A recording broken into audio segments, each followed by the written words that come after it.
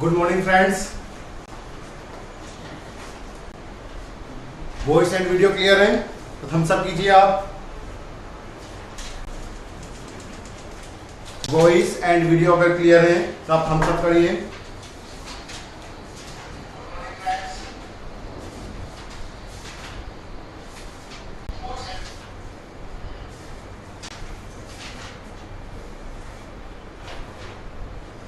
Okay, Monica Chauhan, Neeraj, Shivam Tiwari and Rita.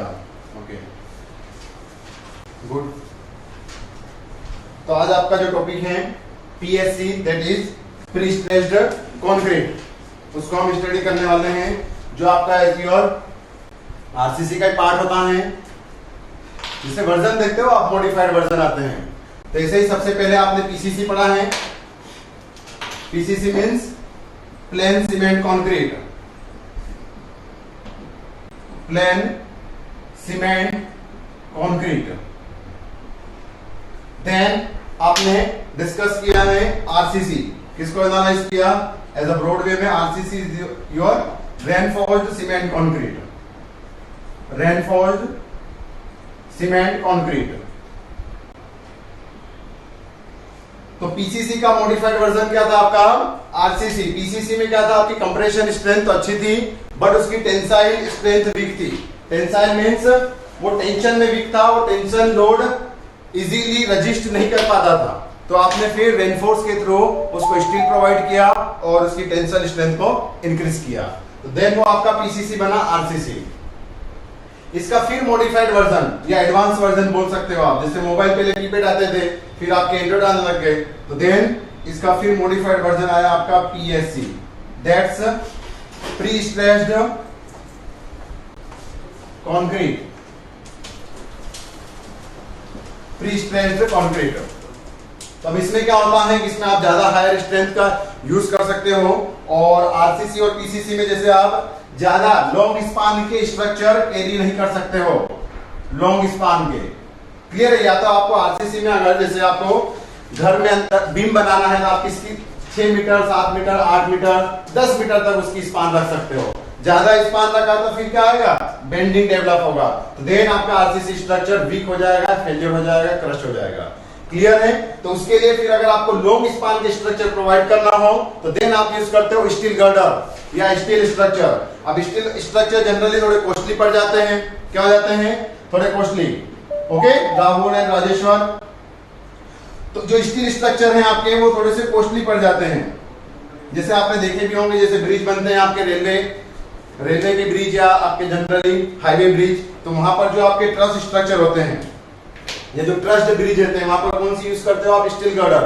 क्यों? क्योंकि उनका स्पान ज्यादा रहता है। नदियों के ऊपर जो ब्रिज रहते हैं तो वहां पर आप नंबर ऑफ सपोर्ट प्रोवाइड नहीं कर पाते हो, इसलिए आपको स्टील गर्डर यूज करना पड़ता है। क्यों? क्योंकि जो आरसीसी है उसको ज्यादा स्पान के लिए आप प्रोवाइड नहीं कर पाते हो। तो फिर धीरे धीरे उन्होंने देखा कि स्टील थोड़ा आपका कॉस्टली पड़ जाता है, तो फिर हमें क्या करना चाहिए, तो फिर उन्होंने यूज किया कि इसको आरसीसी को थोड़ा सा मॉडिफाइड करते हैं। तो आरसीसी को मॉडिफाइड करते हुए उन्होंने क्या बनाया, पीएससी। पीएससी मतलब प्री स्ट्रेस्ड कंक्रीट। तो यहां से उन्होंने क्या किया, इसकी ज्यादा स्ट्रेंथ को यूज किया, और ये लाइट वेट भी होता है। आगे पढ़ेंगे हम कि कैसे लाइट वेट होता है, और ये कॉस्टली भी थोड़ा कम होता है। किसके कंपैरिजन में? Steel girder. Number of span मतलब लार्ज स्पान के लिए आप इसका भी यूज कर सकते हो। तो जनरली आप देखते होंगे कि जो नए नए आपके फ्लाईओवर ब्रिज बनते हैं ऑल ओवर इंडिया, कौन से, एफओबी या फ्लाईओवर ब्रिज, जो लॉन्ग स्पान के ब्रिजेस बनते हैं, आप इंदौर में देखिए, भोपाल में देखिए, दिल्ली में देखिए, मुंबई में देखिए, कहीं पर भी। तो क्या होगा, फ्लाईओवर ब्रिज जो बनते हैं आपके, तो वहां पर स्टील के साथ साथ में अब आप आरसीसी के भी स्ट्रक्चर यूज करते हो। क्यों? क्योंकि स्टील की बजाय आरसीसी थोड़ा सा, आरसीसी मींस आपका पीएससी वाला जो स्ट्रक्चर है थोड़ा सा इकोनॉमिक हो जाता है, तो वहां पर भी आप इसको यूज करते हो। क्लियर है? फ्लाईओवर ब्रिज में। तब इसमें पढ़ना क्या है, थोड़ा सा डिस्कस कर लेते हैं। ये तो बेसिक मैंने आपको इंट्रो दिया, इससे फेमिलियर करवाने की कोशिश की आपको कि सब्जेक्ट है क्या और ये टॉपिक क्या पढ़ने वाला है। प्री स्ट्रेस्ड कंक्रीट है। अब क्या होता है, जैसे आपका एई, तो एई में जनरली जो आरसीसी है वो 8 से 10 क्वेश्चन आना है आपके। कितने? 8 से 10 क्वेश्चन। क्लियर है? इसमें कम से कम आपके 2 से 3 क्वेश्चन 2 से 3 क्वेश्चन जो है आपके पीएससी से आना है। क्लियर है? 2 से 3 क्वेश्चन। तो आप जहाँ नंबर ऑफ क्वेश्चंस पर मत जाइए, इनके मार्क्स देखिए कितने मार्क्स कैरी कर रहा है। तो एक क्वेश्चन आपके 3 मार्क्स कैरी कर रहा है, मतलब 24 to 30 मार्क्स आपका आरसीसी आना है एग्जाम में। तो यहां से कितने आएंगे आपके? लगभग 6 से 9 मार्क्स। ओके, तो ये भी आपके लिए इंपॉर्टेंट है कि 6 से 9 मार्क्स का आपका पीएससी स्ट्रक्चर एई के एग्जाम में आना है। मे बी इससे ज्यादा भी आ सकता है, पर अभी का जो करंट सिनेरियो रहा है या लेटेस्ट में जो अभी आपके प्रीवियस 3 से 4 साल के जो एग्जाम हुए उसमें आपसे 2 से 3 क्वेश्चन इस पीएससी से पूछे गए हैं। तो उसके हिसाब से जो करंट एनालिसिस है उसके हिसाब से आपके 2 से 3 क्वेश्चन आ सकते हैं। तो पीएससी में आपको बेसिक पढ़ना है, सिंपल से टॉपिक है, इसीलिए आपको समझ में आएंगे। क्या क्या पढ़ना है आपको? सबसे पहले तो इसका basic introduction,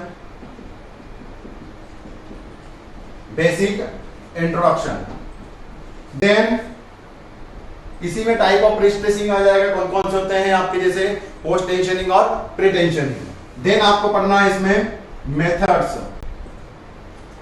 pre stressed structure को एनालाइज कैसे करते हो, इसकी एनालिसिस की प्रोसेस क्या क्या है, मेथड्स क्या क्या है। देन आपको पढ़ना है इसमें लॉसेस, और देन आपको पढ़ना है इसके कंसेप्ट, और कंसेप्ट के साथ साथ में ही इसमें क्या पढ़ लेना है आपको,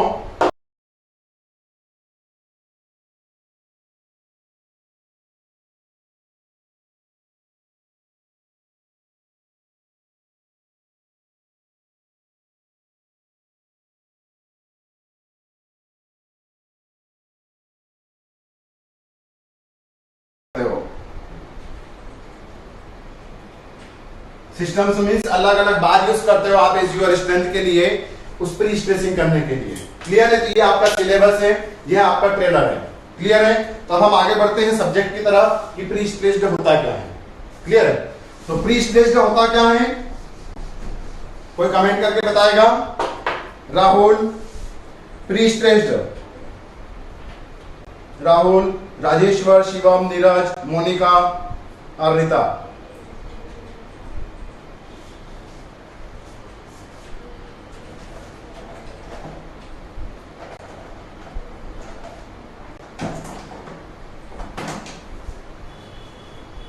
प्री मतलब पहले और स्ट्रेस मतलब इंटरनल रजिस्टिंग कैपेसिटी डेवलप करना। ओके, प्री मींस बिफोर, और ये है आपका रजिस्टिंग कैपेसिटी। रजिस्टिंग कैपेसिटी, तो रजिस्टिंग कैपेसिटी मींस आपको फोर्स लेने की कैपेसिटी। तो अभी तक जितने भी आपने सोम में, स्ट्रक्चर में या किसी भी सब्जेक्ट्स में पढ़ा है, अभी तक आपने क्या पढ़ा है? स्ट्रेसेस कब डेवलप होते हैं? जब उस पर एक्सटर्नल लोडिंग आती है। क्लियर है? अगर यह बीम है आपका, यह कोई सिंपली सपोर्टेड बीम है, तो यह बीम लोड कब कैरी करेगा? जब इस पर मैं लोड प्रोवाइड करूंगा, पी लोड। ओके, तभी यहां पर स्ट्रेसेस एग्जिस्ट करेंगे, आएंगे। अगर आपने इस पर क्या किया है,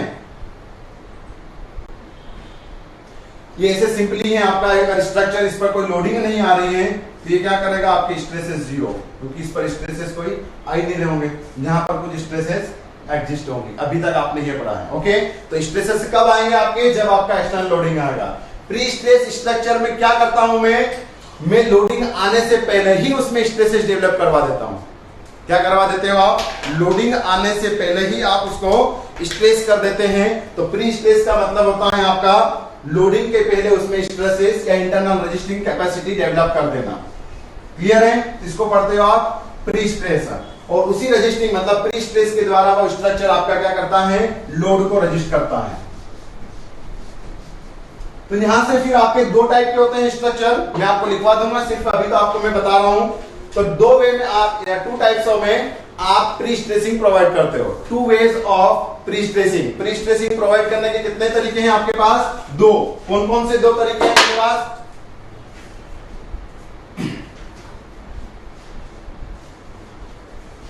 to ways of pre stressing. Clear है बोर्ड पर?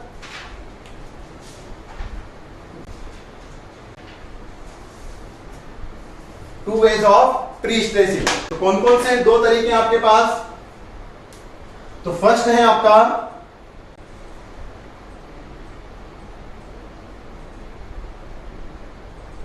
Pre tensioning and second one is your post tensioning.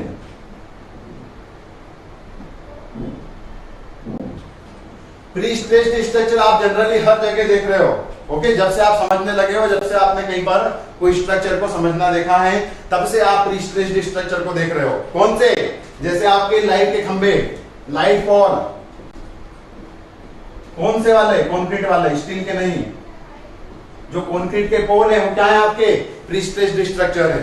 Boundary wall fix करने के लिए आप कंक्रीट के जो पेडेस्टल यूज करते हो, बाउंड्री वाल बनाना है तो छोटे छोटे जो कंक्रीट के आप कॉलम जैसे यूज करते हो, उनको क्या पढ़ते हो आप? स्ट्रक्चर या पेडेस्टल। इन पेडेस्टल को ही आप क्या बोलते हो? आप फैक्ट्री में बना लेते हो। इनको क्या बना लेते हो?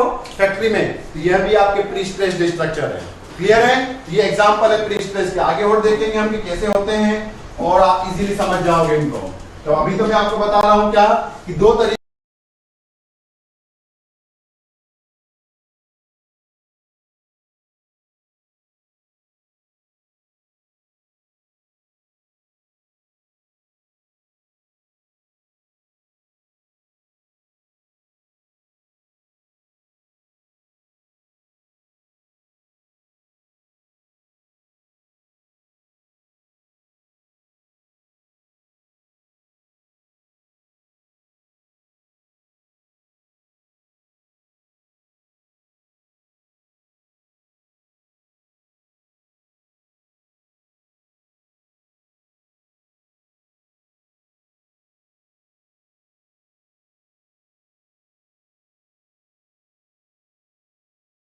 पर स्टैंड पर आपने क्या बनाया?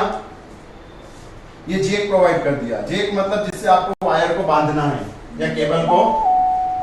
यहां पर वायर को या जो आपका स्टील बार पढ़ते हो उसको आप केबल, या जनरली आप इसको पढ़ते हो टेंडन। क्या पढ़ते हो आप? टेंडन बार। टेंडन मतलब कुछ नहीं, लाइट के वायर तो देखे ही आपने, जो केबल जो आपके घर पे लाइट आती है, आपके घर के पहले जो घर के बाहर खंबे को जो वायर लगे हुए हैं उसी को बोलते हो आप टेंडन या केबल्स। तो अब यहां पर क्या किया आपने? बीम का एज स्ट्रक्चर बनाया। तो यहां पर जो आपका क्या करेगा, ये बीम का आपने इसके फोल्डिंग या फॉर्मिंग कर दिया। फॉर्मिंग मतलब कि मेरा बीम ऐसा बनने वाला है। आपको जैसे बीम बनाना है तो आप क्या कर लेते हो? पहले इसको कास्ट कर लेते हो। Monica Chauhan, screen is black.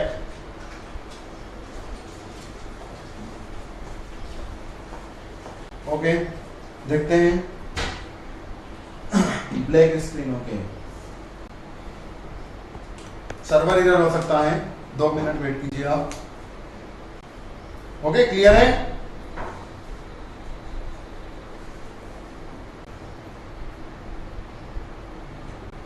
हाँ, तो क्या हुआ आपका कि आपने क्या किया? यहां पर स्ट्रक्चर पहले से बना, आपका उसका फॉर्मिंग कर दिया है कि बीम मुझे ऐसे बनाना है। बनाया नहीं है आपने, बीम को ऐसे कास्ट कर दिया।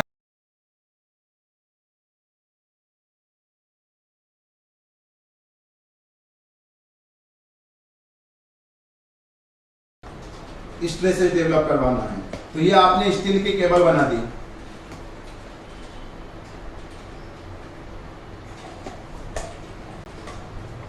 तो ये है आपकी स्टील की केबल। इसको आपने जेक के थ्रू खींच दिया है। ओके, स्ट्रेच कर दिया है, मतलब आपका कॉन्क्रीट कास्ट नहीं हुआ है अभी, और इसको आपने यहां से खींच दिया है जेक के थ्रू। ये है आपका जेक। जेक मतलब गाड़ी का टायर तो खोला ही है आपने, तो गाड़ी का टायर खोलने के लिए आप जिस जेक का यूज करते हो, ऐसे ही आपके यहाँ पर जेक रहते हैं, उससे आपने स्ट्रेच कर दिया। ओके, जैसे आपको रबर को खींचना है तो क्या करोगे? आप उसको स्ट्रेच कर दोगे। यहाँ पर भी आपने बस यही किया है। क्लियर है? तो ये आपने स्ट्रेच कर दिया है। ओके, तो यहां से आपने इसको स्ट्रेच किया है, तो देन क्या हुआ है? स्ट्रेच मतलब इसमें स्ट्रेचिंग डेवलप हो चुकी होगी। स्ट्रेचिंग मतलब इसमें यहाँ पर स्ट्रेसेस डेवलप हो चुके होंगे। क्लियर है? ये ऐसे खिंचा रहा होगा, ये बॉडी आपकी ऐसे स्ट्रेच हो रही होगी, खिंचा रही होगी। आप ऐसे ही रखोगे, इसको ऐसे खींच के रख दिया आपने, इसको ऐसे ही रखिए। देन क्या करोगे आप? इसको ऐसे ही यहाँ पर इसको टाइट कर दीजिए। बोल्ट से क्या कर दिया आपने? इस जेक से स्क्रू को टाइट कर दिया है और इस जेकिंग को ऐसे ही स्ट्रेचिंग के थ्रू रहने दिया है, क्योंकि आपका प्लेटफॉर्म है। ये क्या है? आपकी जो ये बॉडी जो दिख रही है, ये बॉडी आपकी क्या है, एज योर प्लेटफॉर्म। तो प्लेटफॉर्म के ऊपर आपने यहाँ पर सब कुछ अरेंजमेंट किया हुआ है, ये है प्लेटफॉर्म। देन स्ट्रेचिंग प्रोवाइड किया, देन आप यहाँ पर कास्ट कर रहे हो, क्या कास्ट कर रहे हो, कंक्रीट। तो ये आपने यहाँ पर कंक्रीट भर दिया। कंक्रीट का बीम बनाना तो आता ही है, टेस्ट किया है आपने स्लम कॉन टेस्ट, बस इसको कॉम्पैक्ट करिए आप खुद बता दोगे क्या हो रहा है यहाँ पर। ओके, तो ये क्या हुआ, ये कंक्रीट इस स्ट्रेच्ड बाल से चिपक जाएगा। क्लियर है, ये इस बाल से या फिर जो काला काला आपको या ब्लैक कलर का जो बार दिख रहा है उससे वो बॉन्डिंग प्रोवाइड करेगा या फिर बॉन्ड डेवलप कर देगा। मतलब इससे वो बॉन्ड हो जाएगा और फिर धीरे धीरे इसको 28 दिन तक आप क्या करोगे, एक इफेक्टिव क्यूरिंग करोगे। इफेक्टिव क्यूरिंग मतलब जब जब जरूरत हो उतनी आपको इफेक्टिवली क्यूरिंग करना है, मक्कारी नहीं मारना। क्लियर है, तो आपने यहाँ पर क्या कर दिया, इसको क्यूरिंग किया 28 days. After 28 days curing, after 28 days curing, after 28 days curing आपने क्या किया, इसकी स्ट्रेंथ को देखा। तब तक इसमें क्या हो चुकी होगी, स्ट्रेंथ डेवलप हो चुकी होगी। किसमें, कंक्रीट में, और इन दोनों के बीच में बॉन्डिंग डेवलप हो चुकी होगी, स्टील बार में और आपके कंक्रीट में। तो यहां पर लिख देता हूं मैं, ये क्या है आपका कंक्रीट, और यह जो आपका ब्लैक कलर की केबल दिख रही है ये आपका स्टील केबल, यह steel strand, steel tendon, steel tendon. Clear है, इस स्टील टेंडन ने कंक्रीट के साथ में बॉन्ड डेवलप कर दिया है। देन आप 28 दिन के बाद क्या करोगे, एक कैंची लेकर आओगे, सीजर लेकर आओगे और सीजर से क्या करोगे, यहां से कट कर दो इसको, यहां से आप इसको कट कर दो। गाइस हुआ क्या है यहाँ पर, इसमें स्ट्रेचिंग तो पहले से ही थी, अब इसमें बॉन्डिंग डेवलप हो चुकी है। अब भी अपने पास आने की कोशिश कर रहा होगा, पर वो आने देगा क्या, क्योंकि कंक्रीट ने इसके साथ बॉन्ड डेवलप कर दिया है, कंक्रीट ने इसको बॉन्ड कर दिया है। तो देन क्या होगा, वो स्ट्रेस के वापस कॉन्ट्रैक्ट नहीं हो पाएगा और यहीं पर ये बॉन्ड में इसमें स्ट्रेसेस डेवलप हो चुके होंगे, क्योंकि वो कॉन्ट्रैक्ट होने की कोशिश कर रहा है और वो आने नहीं दे रहा है। अब क्या करोगे, जब आपका इस पर एक्सटर्नल लोड आएगा, जब आपका इस पर एक्सटर्नल लोड आएगा तो वो एक्सटर्नल लोड क्या करेगा, पी, इसको फैलाने की कोशिश करेगा और ये क्या कर रहा है, कॉन्ट्रैक्ट होने की कोशिश। तो दोनों हो जाएंगे इक्विलिब्रियम कंडीशंस में। अगर आपका एक कंप्रेशन फोर्स आ रहा है, दूसरा उसको टेंशन आ रहा है, तो दोनों अगर इक्विलिब्रियम में मतलब आप अगर इस बॉडी को इधर से धक्का देने की कोशिश कर रहे हो और उधर से कोई इसको प्रेस करने की कोशिश कर रहा है, तो आप यहाँ पर इक्विलिब्रियम में आ जाओगे। तो यहाँ पर भी ऐसा ही हो रहा है, ये इसको यहां से बेंड करना है, ये बॉडी एक्सटर्नल लोड इसको बेंड करने की कोशिश कर रहा है या फिर इसको स्ट्रेच करने की कोशिश कर रहा होगा, और ये कट होने के बाद क्या कर रहा है, कॉन्ट्रैक्ट होने की कोशिश कर रहा है। कॉन्ट्रैक्ट, ये कॉन्ट्रैक्ट होने की कोशिश कर रहा है, ये फैलाने की कोशिश कर रहा है, तो इक्विलिब्रियम में आ जाएंगे। मींस स्ट्रक्चर आपका सेफ रहेगा और वो स्ट्रक्चर आपका इजीली स्ट्रक्चर को लोड करता है। अब यहां से आपने देखा होगा, क्या देखा है, आरसीसी का पहला कंसेप्ट है आपका। आरसीसी में आपको जब स्टील को इफेक्टिव बनाना है तो क्या करना पड़ती है, क्रैकिंग डेवलप करते हो। पढ़ा या नहीं पढ़ा, आपने जब WSM स्टार्ट किया होगा तभी आपने ट्रांसफॉर्म सेक्शन पढ़ा होगा एंड देन आपने पास क्रैकिंग और अनक्रैकिंग पढ़ा होगा। तो टेंशन साइड में कंक्रीट को क्या मानता हूं, क्रैकिंग, मतलब कंक्रीट को आप इनइफेक्टिव बना देते हो। तो जो आपका कंक्रीट का बीम बना हुआ है यहाँ पर, किसमें, आरसीसी में, तो ये जो बीम है ना न्यूट्रल एक्सिस के नीचे, ये वाला जो कंक्रीट, ये बिना यूज का रहता है आपका, इसका कोई यूज ही नहीं रहता है। मतलब एस्थेटिक व्यू, मतलब दिखाने के हिसाब से सिर्फ आपका ये स्ट्रक्चर रहता है, बाकी क्या होता है, इसका उपयोग नहीं होता है, मतलब वो यूजलेस मटेरियल होता है। फिर भी आप प्रोवाइड करते हो, मतलब आपकी कॉस्ट क्या रहती है, ज्यादा रहती है। क्लियर है, मतलब यहाँ पर जो नीचे का कंक्रीट है वो आपका यूजेबल नहीं रहता है, बट यहाँ पर क्या होता है, आपने क्रैकिंग तो प्रोवाइड ही नहीं की है, मतलब पूरा की पूरा कंक्रीट आपका यूजेबल है। ओके, तो इसके कारण आपको लाइट वेट स्ट्रक्चर भी मिलता है और एक आपका पूरा मटेरियल यूटिलाइज होता है, पूरा कंक्रीट आपका यूटिलाइज होता है, तो थोड़ा सेफ भी है आपका। क्लियर है, यहां तक क्लियर हो तो आप बताइए, फिर हम मैं बढ़ता हूं थोड़ा पोस्ट टेंशनिंग की तरफ कि पोस्ट टेंशनिंग क्या होता है। आपको यहाँ पर समझ में आया कैसे क्या होता है? अगर कोई भी डाउट हो आपको पीएससी से रिलेटेड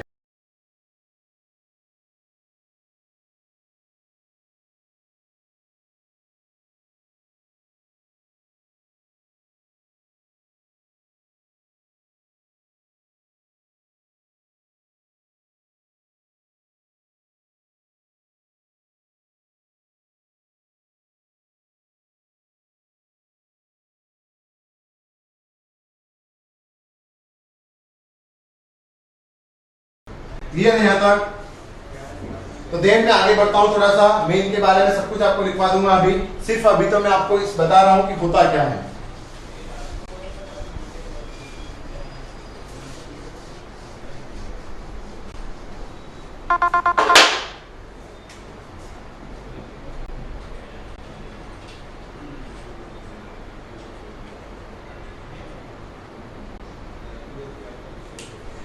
टेंशनिंग मतलब होता है टेंशन डेवलप करना, और कहां पर स्टील में कर रहे हो आप, पोस्ट टेंशनिंग। हाँ, तो यहां पर ये ध्यान रखना, अभी मैंने बॉन्डिंग बोला है, इसमें जो स्ट्रेसेस ट्रांसफर होते हैं वो किसके थ्रू होते हैं, ये आपकी एग्जाम का क्वेश्चन है।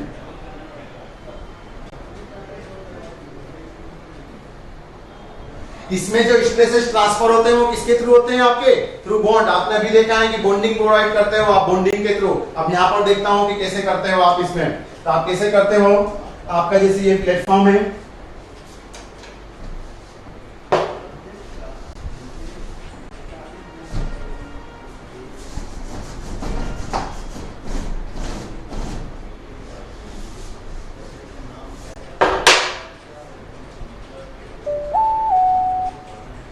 तो अब इसमें क्या कर लेते हो, पोस्ट टेंशनिंग। पोस्ट मतलब पहले कंक्रीट को कास्ट कर लो, देन में स्टील को स्ट्रेच कर दूंगा। क्लियर है? तो ज्यादातर आप यही प्रोवाइड करते हो स्ट्रक्चर पोस्ट टेंशनिंग वाले। तो आप देखोगे कैसे करते हो, तो आगे आप देखोगे, अभी सिर्फ आप देखिए कि बनता कैसे है। तो ये आपने कंक्रीट का बीम बना लिया है, क्या कर लिया है, कंक्रीट का बीम बनाया है। अब आपने पहले ही बोल दिया उसको कि मैं बाद में इसमें क्या करने वाला हूं, बाद में क्या करने वाला हूं मैं इसमें पोस्ट टेंशनिंग मतलब बाद में मैं स्ट्रेचिंग करने वाला हूं। तो आपने पहले से क्या बोल दिया उसको बनाने वाले को कि आपको डक्ट छोड़ के रखना है। डक्ट मतलब खाली जगह। अगर आपको घर बना रहे हो, घर में आपको क्या बनाना है लिफ्ट लगाना है, तो मकान में अगर आपको लिफ्ट लगाना है तो उसके लिए डक्ट छोड़ना पड़ेगा। डक्ट मींस खाली जगह छोड़ना पड़ेगी। क्लियर है? तो यहाँ पर भी अगर आपको पोस्ट टेंशनिंग करना है, स्टील बार बाद में डालना है, तो बाद में डालने के लिए क्या करना पड़ेगा, पाइपलाइन तो डालना पड़ेगी। तो वही पाइपलाइन आपका डक्ट है। तो यहाँ पर आप क्या प्रोवाइड कर देते हो, एज योर डक्ट।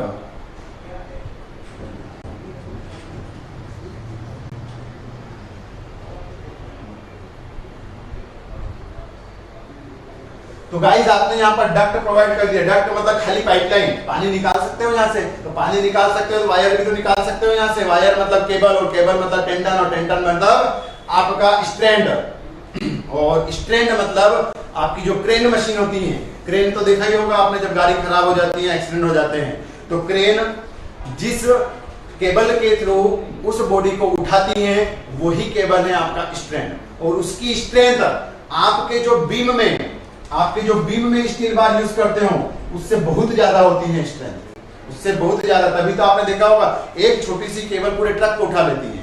क्लियर है? भरे हुए ट्रक को भी उठा लेती है। क्यों? क्योंकि उसकी स्ट्रेंथ बहुत ज्यादा होती है। जैसे इसकी आप कितने लेते हो, Fe 250 या Fe 415 या ज्यादा से ज्यादा Fe 500 या 550 तक ले लेते हो कभी कभी, बट उसकी होती है 1000 से 1200 2000 तक होती है। कितनी होती है? 2000 न्यूटन पर mm स्क्वायर। ये आगे देखोगे कि आप हाई स्ट्रेंथ बार क्यों यूज करते हो। हाँ, तो यहाँ पर क्या किया आपने, कंक्रीट को कास्ट कर दिया। तो देखिए आप अभी यहाँ पर आपने ये कंक्रीट कास्ट किया,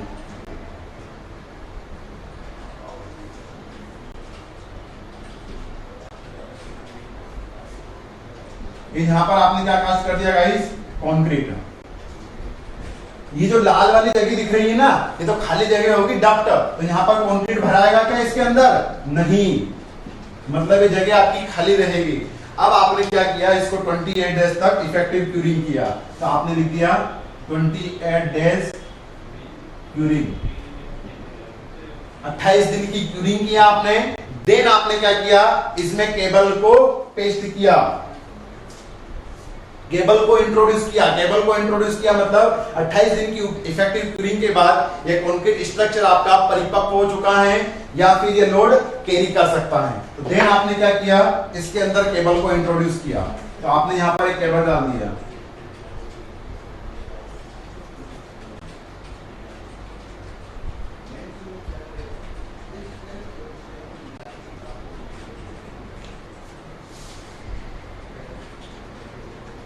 ये केबल को आपने इंट्रोड्यूस किया और उसको स्ट्रेच कर दिया। ओके, अब स्ट्रेच कैसे किया थोड़ा सा देखते हैं इसको।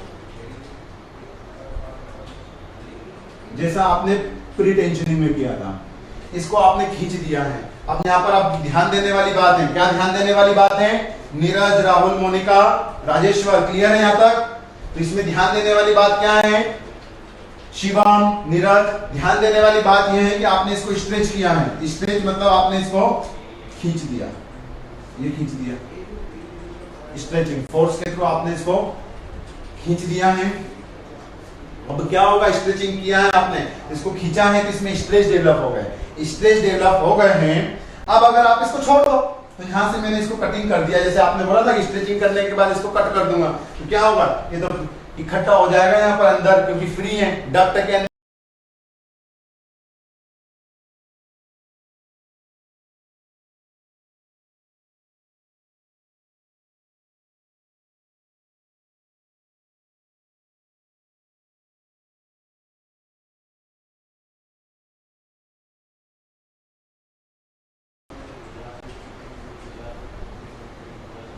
क्लियर है? तो यहाँ पर जो आपका कॉन्क्रीट है ना, वो सॉलिड बॉडी में कन्वर्ट हो चुका है। और आपको पता ही कि डक्ट है, डक्ट मतलब खाली जगह या होल, ये क्या बोल दोगे आप इसको? ये आपका जो है ना डक्ट है, डक्ट, या इसको जनरल भाषा में बात करो तो आप ये होल है। अब ये जो होल है तो इसके अंदर तो कॉन्क्रीट है नहीं, तो कॉन्क्रीट है नहीं तो क्या हुआ? ये इससे बॉन्डिंग की डेवलप नहीं हुई इसकी। तो ये जब भी आपने इसको कट किया तो फ्री हो जाएगा, मतलब ये स्ट्रेसेस वापस जीरो हो जाएंगे। तो स्ट्रेसेस बने रहें उसके लिए क्या करूंगा मैं? उसके लिए आप करोगे, इसको काटने से पहले इसको आप स्क्रू से बांध दो। इसको क्या कर दोगे? स्क्रू से बांध दोगे। इसको बोलते हो आप एंकर करना। क्या किया आपने? एंकरिंग किया है। ओके, एंकरिंग मतलब ड्रामा वाला एंकरिंग नहीं आपका, यहाँ पर एंकरिंग मतलब बांधना, एंकर, एंकर। तो यहाँ पर आपने किया इसको एंकर या फिर इसको बांध दिया है। अगर कोई बॉडी फ्री है तो उसको क्या कर देते हो आप? एंकर कर देते हो या बांध देते हो। तो आपने इसको बांध दिया, स्क्रू से टाइट कर दिया एंड देन आपने यहां से कट कर दिया। तो अब क्या होगा? ये इस बॉन्डिंग के थ्रू या आपकी जो ये है ना जो बोल्ट, इसके थ्रू ही स्ट्रेचेस को रजिस्टर कर रहा होगा, इस बॉन्डिंग के थ्रू ही इन स्ट्रेचेस को रजिस्टर कर रहा होगा। इसी को आप पढ़ते हो बियरिंग। क्या पढ़ते हो आप? बियरिंग। मतलब जो पोस्ट टेंशनिंग स्ट्रक्चर है, post tensioning pre stressed concrete structure, वो आपका बियरिंग के थ्रू स्ट्रेसेस ट्रांसफर करता है। जैसे प्री टेंशनिंग आपका बॉन्ड के थ्रू करता है, तो जो आपका पोस्ट टेंशनिंग स्ट्रक्चर है वो कैसे करता है?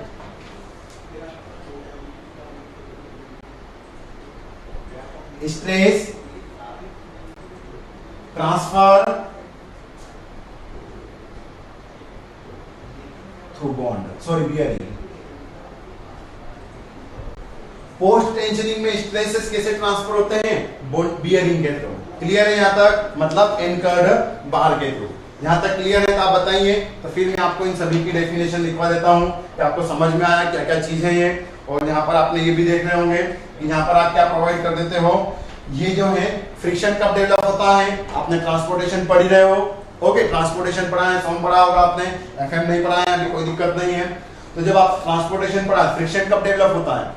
फ्रिक्शन डेवलप होता है आपका जब दो आपकी ऐसी बॉडी हो कि जो आपका किसी बॉडी से कनेक्टेड नहीं हो, या दो इरेगुलर बॉडी आपकी एक दूसरे से कनेक्टेड हो। जैसे ये बॉडी है आपकी, ये बॉडी अगर इससे कनेक्ट होगी देन इसमें फ्रिक्शन डेवलप होगा। ये जैसे आपकी बॉडी है और एक बॉडी आपकी ये व्हीकल है, तभी तो इसमें फ्रिक्शन डेवलप हो रहा है, बॉडी आगे बढ़ रही है। तो यहाँ पर भी क्या है? अगर इन दोनों में बॉन्डिंग नहीं है तो इनमें यहाँ पर फ्रिक्शन डेवलप होगा।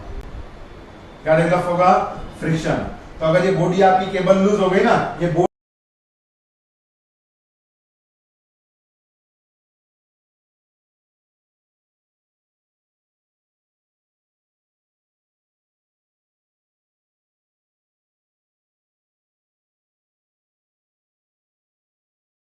प्रोवाइड करते हो जनरली, जैसे पोस्ट टेंशनिंग स्ट्रक्चर ज्यादा स्पान के लिए आप प्रोवाइड करते हो, और इन्हीं को आप प्रोवाइड करते हो एज यूर, जैसे फ्लाई ओवर ब्रिज में। जैसे आप इंदौर के अगर आसपास के रहवासी हैं, इंदौर, भोपाल, उज्जैन में आप देखोगे तो वहां पर जो नए नए फ्लाई ओवर ब्रिज बन रहे हैं, वहां पर भी आपके इनके एग्जाम्पल दिख जाएंगे। एग्जाम्पल मतलब आपने देखा होगा कहीं पर फ्लाई ओवर ब्रिज बन रहा है तो वहां पर क्या करते हैं, वो ब्रिज के ऊपर नहीं बनाते हैं, ब्रिज के सरफेस के ऊपर ही वगैरह कास्ट कर देते हैं।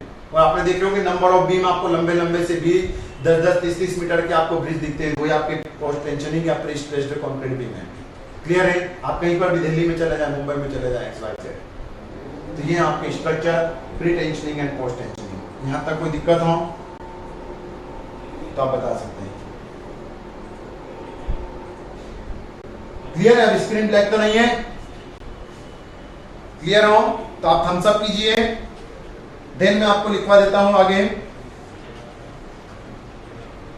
नीरज राजेश्वर,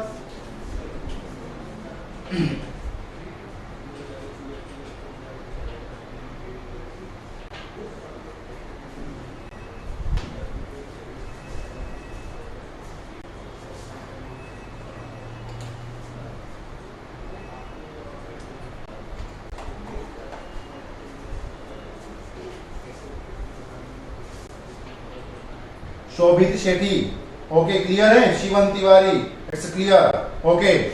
देन मैं आपको लिखवा देता हूं कि कौन सा क्या है कंसेप्ट।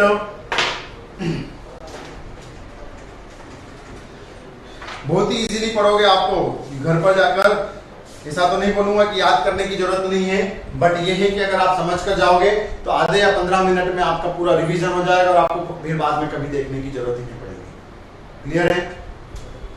तो क्या है आपका टॉपिक? ये आप देखिए प्री स्ट्रेस्ड कंक्रीट। तो सबसे पहले तो इसके बारे में लिख लीजिए। क्या लिख लीजिए? इसका रिज्यूमे कहां पर रखा है, या इसका रिज्यूमे कौन प्रोवाइड करता है? रिज्यूमे मतलब समझते हो? सीवी। सीवी मतलब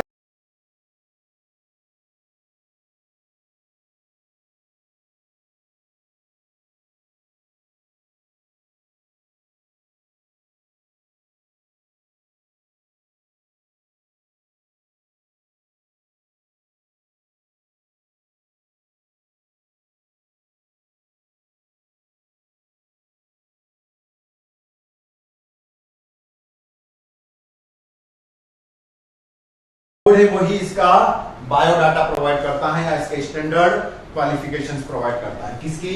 प्री स्ट्रेस्ड कंक्रीट। एक तो आप ये लिख लीजिए।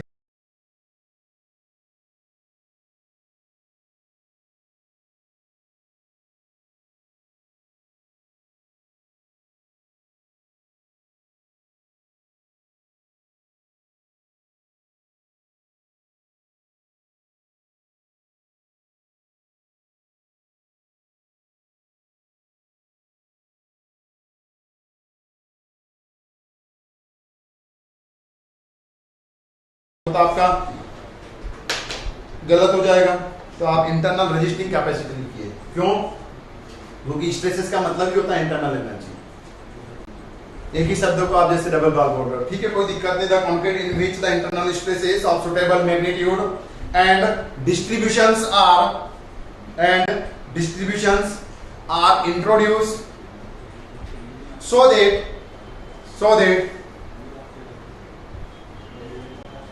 the stresses resulting from external loading are counteracted मतलब एक दूसरे को कवर कर लेना। ये अभी बताया था मैंने, अगर आपको बेंडिंग डेवलप करवा रहा है, वो मतलब एक्सटर्नल लोडिंग के कारण बेंडिंग आ रही है या एक्सटर्नल लोडिंग के कारण टेंशन आ रहा है, तो पहले से ही उसमें कॉन्ट्रैक्शन डेवलप हो रहा होगा, तो वो एक दूसरे को काउंटरएक्ट कर लेंगे।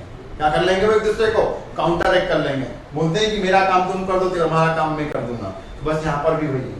तो यहाँ पर अंदर वाला बोलेगा तुम टेंशन में आना चाहते हो और मैं कॉन्ट्रैक्ट होना चाहता हूँ, तो अपन एक दूसरे को समझ लेते हैं और यहाँ पर अपने स्ट्रक्चर काउंटरएक्ट कर देते हैं। तो counteracted to a desired degree. Desired degree मतलब जितना वाजिब है उतना आपका डिजायर्ड डिग्री तक वो काउंटरएक्टेड हो जाएगा एक्सटर्नल लोडिंग। इसको आगे हम डिटेल में पढ़ेंगे, तरीके से पढ़ेंगे। Counteracted to the desired degree. Okay, then लिखोगे आप there are two ways of pre stressing. There are two ways of pre stressing. First one is your pre tensioning and second one is your post tensioning. First one is your pre-tensioning and second one is your post-tensioning. अब जो भी इसके बारे में लिख रहे हो आप, डेफिनेशन इंपॉर्टेंट है।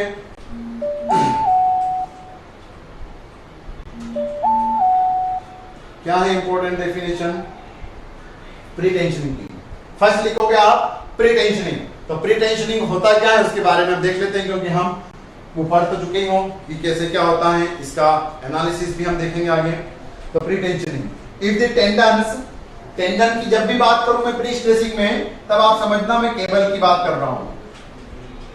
आपको अगर टेंडन, इन्हीं को आप पढ़ते हो, वायर, केबल, न स्ट्रैंड भी पढ़ते हो। स्ट्रैंड मतलब आपने देखा है ना क्रेन मशीन, तो क्रेन की जो केबल होती है उसी को आप स्ट्रैंड पढ़ते हो, उनकी जो स्ट्रेंथ बहुत ज्यादा रहती है, strand.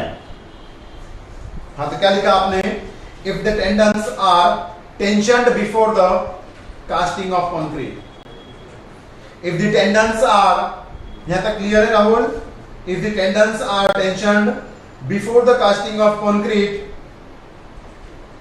and after the tendons are to be tensioned, after the tendons are to be tensioned मतलब टेंडन को टेंशन करने के बाद मैं कंक्रीट को कास्ट कर दूंगा। तो after the tendons are to be tensioned, cast the concrete, cast the concrete and then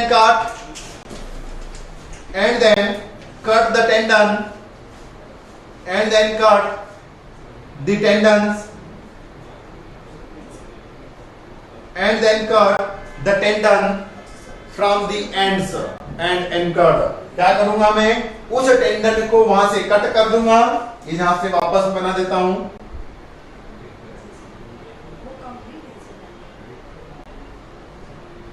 इस टेंडन को आप यहां से कट करोगे और देन आप इसको एनकट कर दोगे, थोड़ा सा इसको बांध दोगे, इसको जैसे आपने पोस्ट टेंशन को बांधा है। And cut, then and cut. This system is known as pre tensioning, this system is known as pre tensioning. यहां तक क्लियर है? Rahul, Shobhit, Shiva, Monica, Rajeshwar, Neeraj and anything?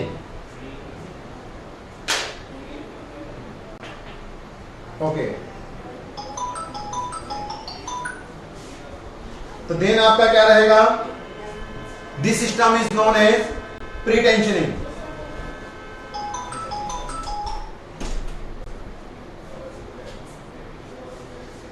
The stress transferred in, इसमें नोट करके लिखोगे, किसमें? इसमें the stress transferred in, the stress transferred in pre tensioning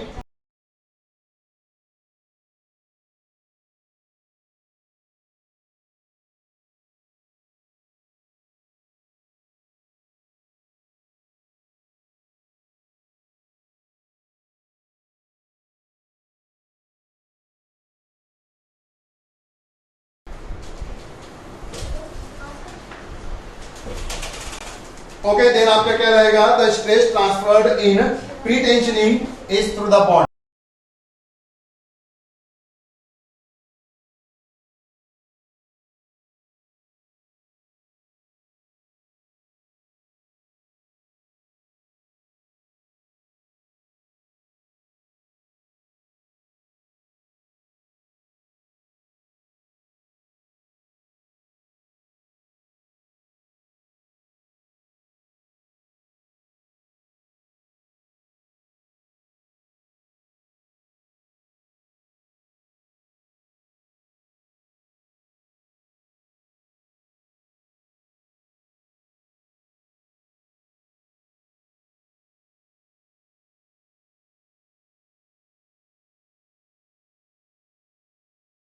थोड़ी सी problem आ जाती है बीच बीच में, टेक्निकल एरर, तो कोई दिक्कत नहीं, आप बस इतने समझ ही रहे हो तो बीच बीच में आप लिखते रहिए।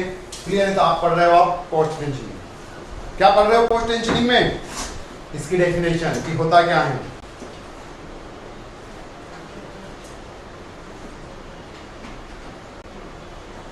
Rahul, Shivam Tiwari, it's clear?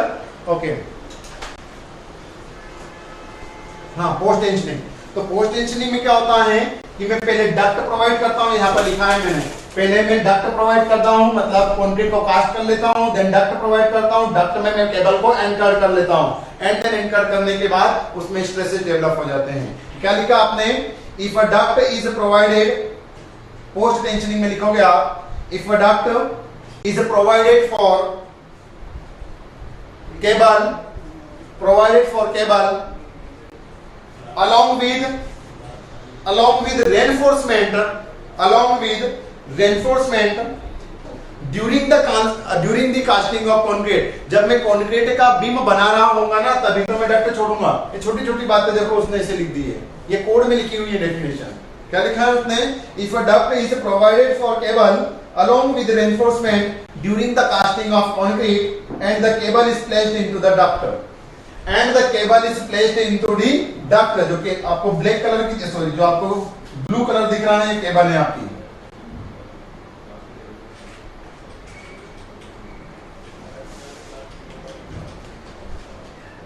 And the cable is placed into the duct after the casting of concrete, after the concrete has hardened। मतलब कंक्रीट की कास्टिंग तो कर दिया है, 28 दिन के बाद प्रोवाइड करूंगा मैं केबल। ऐसा नहीं कि हाथों हाथ या तुरंत या इमीडिएट नहीं करना है, 28 डेज का तो वेट कर ही सकते हो। ओके, तो आप क्या बोलोगे कि the duct after the concrete has hardened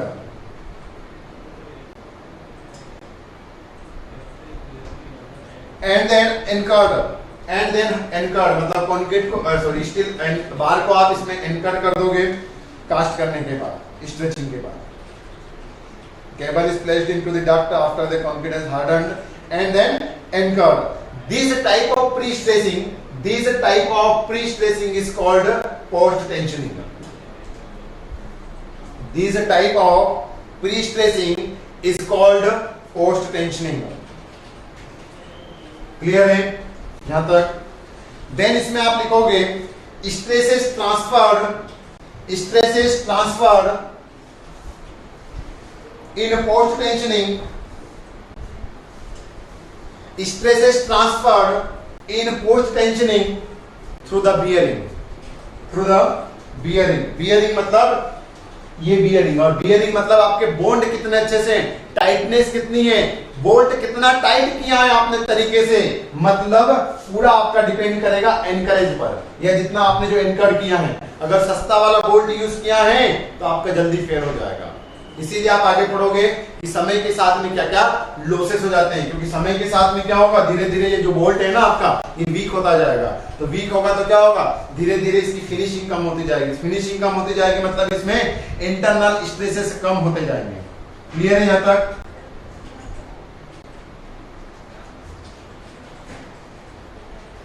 तो इसी को आप पढ़ते हो बियरिंग या एंड बियरिंग। क्लियर है यहां तक? तो जे के थ्रू आपने इन दोनों को टेंशन कर दिया। इनके डायग्राम बना सकते हो आप, जैसे बनाए थे आपने। इसका डायग्राम तो यह है, और थ्रू बॉन्ड या फिर आपका प्री टेंशन का बनाना है तो अगेन मैं बना देता हूं, अगर आपने नहीं बनाया है तो ये आपका स्ट्रक्चर में डेस डेस इसलिए बना रहा हूं ताकि आपको समझ में आए कि पहले आपने क्या किया होगा। ये डेस डेस मतलब क्या बता रहा है कि बीम आपने बनाया नहीं है, अभी तो इसकी कास्टिंग ही कर रहे हो आप, मतलब बीम आपने बनाया नहीं है। इसका जो बेस पर है ना, इसका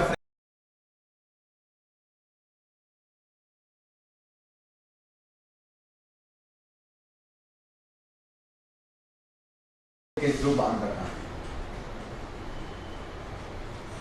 और ये फोर्स आपके देगा। क्लियर है? ये है आपका केबल या टेंडर। यहां तक क्लियर हो तो आप थम्स अप करिए एक बार।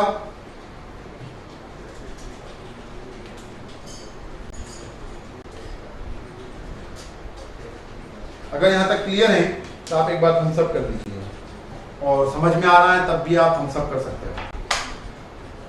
Rajeshwar, Shivam, Rahul and animal.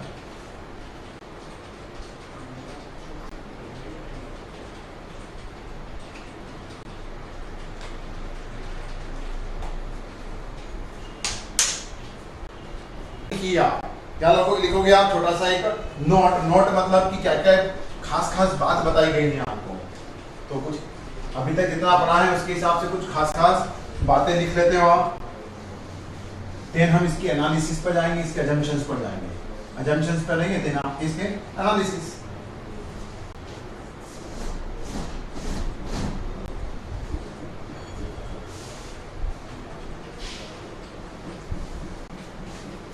अब आगे इसकी केबल प्रोफाइल भी देखोगे कि इसका केबल को अरेंजमेंट कैसा करना है, तो आपका वह बेंडिंग मोमेंट डायग्राम पर डिपेंड करता है, वो हम देखेंगे कैसे। हाँ, तो नोट में आप लिखोगे, नोट फर्स्ट नोट है आपका, in pre stress concrete we have required higher grade of concrete and higher grade of steel.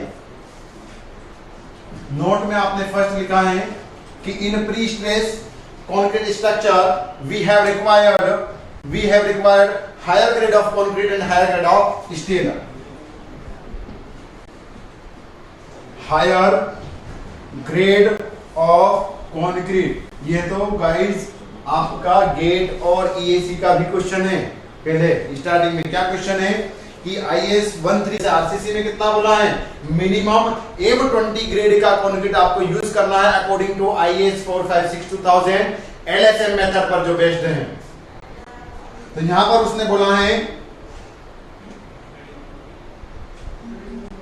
M35 और M40।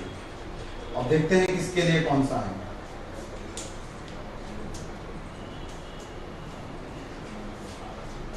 पोस्ट टेंशनिंग के लिए उसने बोला है आपको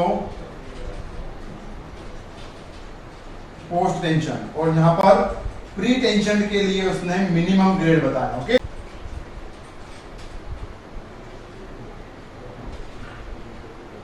of concrete can be used in pre stressed concrete structure. Clear है? Monica, Rahul,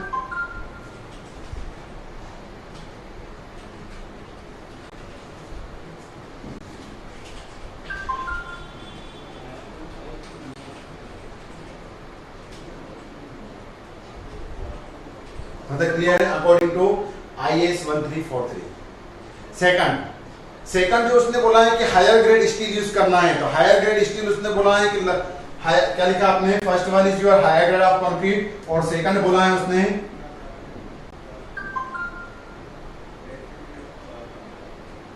higher grade of steel. तो higher grade of steel में उसने बोला है कौन सा हायर ग्रेड यूज करना है, कम से कम 1200 से 2000 न्यूटन पर एमएम स्क्वायर उसकी स्ट्रेंथ होना चाहिए। 1200 से लगभग 2000 न्यूटन पर एमएम स्क्वायर के बीच में उसकी स्ट्रेंथ होना चाहिए। ये आपको हायर ग्रेड ऑफ स्टील उसने रिकमेंड किया है।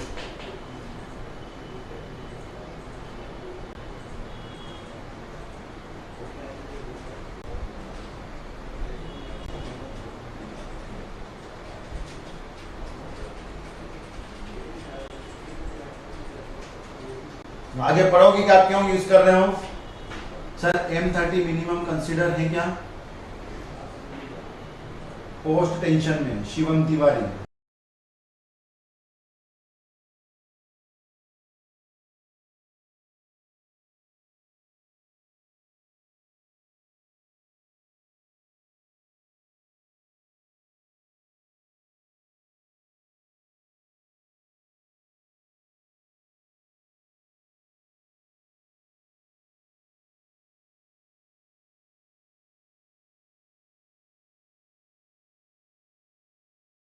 बता देता हूं, क्या बता देता हूं मैं।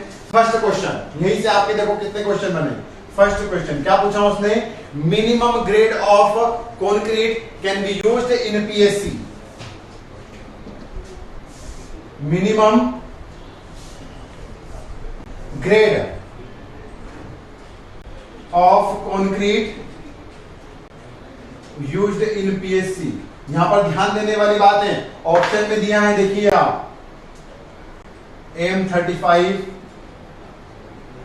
M40, M20 और फोर्थ ऑप्शन दिया है आपको M25। आप कौन सा टिक करोगे बताइए सभी गाइस। 1 2 3 4, या ए और बी दोनों, या ए और बी दोनों, मतलब ए और बी मतलब 1 और 2 दोनों। अगर आपका क्वेश्चन है ए, इसमें बोला है कि minimum grade of concrete used in PSC, तो कौन सा M35, M40, M20 या M25, या 1 एंड 2 दोनों, कौन सा होगा? या 1 होगा, या 2 होगा, 3 होगा, 4 होगा, कौन सा बताइए।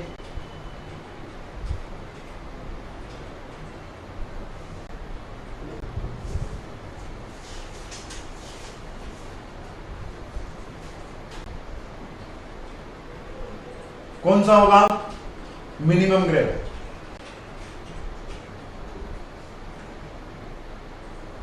Minimum grade of concrete used in PSC. Neeraj, Shivam, Monica, Rahul, 1 and 2, Monica Chauhan. बस वही तो दिक्कत है। अगर ऑप्शन में, हाँ यहाँ पर मिनिमम ग्रेड बोला है उसने, क्या बोला है? ऑप्शन में हो सकता है कि वो ए और बी भी ऑप्शन दे आपको, पर क्या बोला है? Minimum grade. तो मिनिमम ग्रेड सबसे कम वाला कौन सा यूज कर रहे हो? सिर्फ उसने ये थोड़ी ना पूछा है प्री में कितना है मिनिमम और पोस्ट में कितना है। तो उसने पूछा है कि पीएससी में सबसे कम वाला कौन सा यूज करता हूं मैं? M35 तो करते हो आप। अगर M35 तो करते हो, M40 तो आपका नेक्स्ट चला गया है। वो नेक्स्ट किसके लिए? और प्री टेंशन होगा। तो फर्स्ट क्वेश्चन पूछा उसने minimum grade of concrete used in PSC M35। 1 और 2 भी नहीं आएगा। क्यों? क्योंकि ये तो उसी का क्लासिफिकेशंस में है, उसी के क्लासिफिकेशंस में। दूसरा क्वेश्चन यहां तक समझ में आया आपको? देन सेकंड क्वेश्चन उसने पूछा कि minimum grade of concrete, minimum grade of concrete used in pre tension. Pre tension तो इसके भी आपके ऑप्शन नहीं है, मान लीजिए इसके भी ऑप्शन अकॉर्डिंग टू IAS 1343। और यहां पर इसका आंसर क्या रहेगा आपको बताना है। बताइए।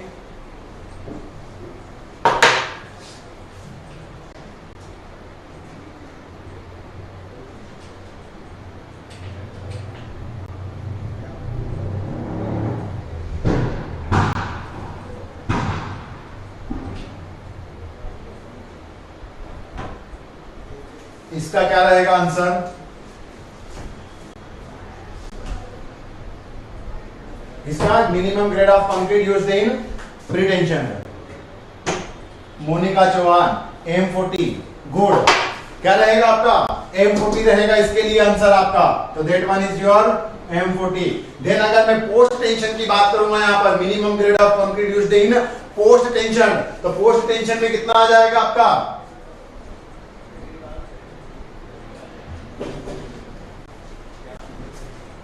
Post tension. तो पोस्ट टेंशन के लिए आपका मिनिमम ग्रेड आएगा M30। आगे आपके 3 क्वेश्चन यहीं से यहीं तक, और ये आपके हो गए 9 नंबर यहीं पर। क्लियर है? और एक ही आपके टॉपिक से देखो, एक ही छोटे से पॉइंट से आपके 3 क्वेश्चन बन गए, और ऐसे ही तो बनते हैं। क्लियर है? Shivam Tiwari and anyone?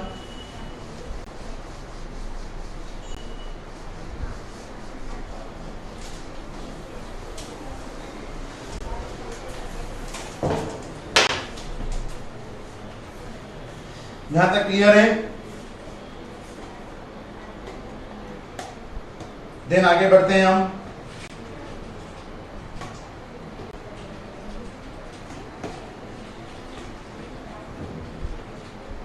Okay, next question. अगर ध्यान दीजिए, अगर आपके ऑप्शन में M30 है, क्या है आपका? जैसे M30 है, M30, M20, M25 and M35, तब भी आपको M35 यूज करना है। तब भी आपको क्या बताना है? M35 बताना है, क्योंकि अकॉर्डिंग टू IAS 1343 आपका क्या रहेगा? M35। अगर अदरवाइज वो अगर गलत बोलता है तो फिर वो आपका क्वेश्चन कैंसिल होगा। क्या होगा? वो क्वेश्चन कैंसिल होगा। और दूसरा, हाँ अगर ऐसा होता है कभी कि जैसे M40 दे दिया यहाँ पर ऑप्शन में, क्या है सारे क्वेश्चन बता देते हैं। अगर जैसे आपको दे दिया M40, क्या दे दिया आपको? M40 दे दिया, और वो पूछ रहा है कि minimum grade of concrete used in PSC, then आपको फिर 40 के बजाय आप 30 पर टिक करोगे। किस पर टिक कर दोगे आप? M30 पर टिक कर दोगे। क्लियर है यहाँ पर? बट ऐसे आपके क्वेश्चन नहीं आना है इतने, जो आपके लेवल की एग्जाम होना है, इतने लेवल की एग्जाम होना है, तो उसमें फिर आपकी इतनी सीरियस मिस्टेक नहीं करेंगे। क्लियर है? आप जो M30 और ये पढ़ रहे हो, तो ये कहाँ पढ़ा है आपने? किसी गूगल पर पढ़ा है या कहीं पर? तो वो भी कहाँ है? इधर उधर से क्वेश्चन ही तो आए हैं। तो हमेशा गूगल जरूरी नहीं कि सही हो, कंप्यूटर से भी एरर हो सकती है, और गूगल तो क्या बताता है? जो आप डालते हो वही बताता है। आप मतलब किसी न किसी ने उसको वहां पर पेस्ट किया होगा, किसी ने वहां पर इंट्रोड्यूस किया होगा, तभी तो वो ये बता रहा है। नहीं तो उसके पास नॉलेज कहां से आया? मशीन है वो। क्लियर है? तो नॉलेज आप ही ने दिया है उसको, जिसने जैसा नॉलेज दे दिया। अब मैं बोल दूं कि भारत की राजधानी दिल्ली की बजाय मुंबई है, तो मुंबई बताएगा आपको। क्लियर है? फुली यूटिलाइज होगा। फुली यूटिलाइज होगा मींस कॉन्क्रीट क्या होगा आपका? फुली यूटिलाइज होगा। Concrete section fully utilized because cracking is not developed. Cracking is not developed or allowed.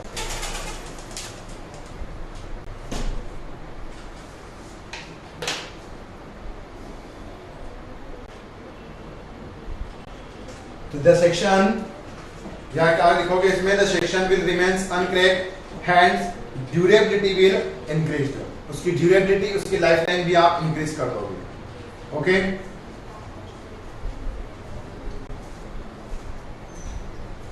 Ma'am आपने एसएससी का अरेंज कर दिया? हो चुका है, आप संदीप को दे दीजिए।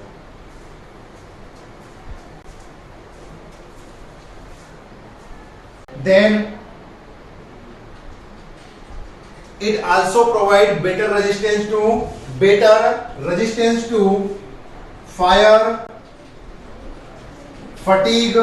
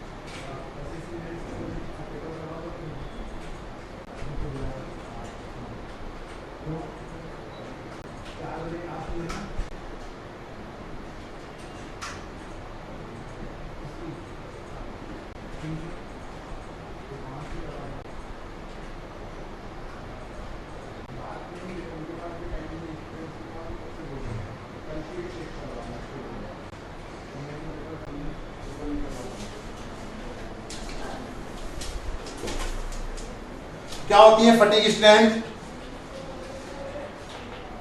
Stress material can bear for maximum number of without breaking.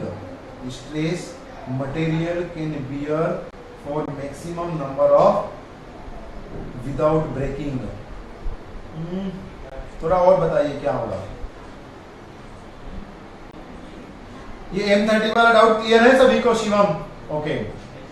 Rajeshwar Singh ji थोड़ा सा आपने क्या बताया है? Stress material can bear for maximum number of loading. वो तो आपकी उसकी परमिसिबल स्ट्रेंथ हो जाएगी, अल्टीमेट स्ट्रेंथ। मैं बोल रहा हूँ फटीग स्ट्रेंथ। फटीग क्या होती है?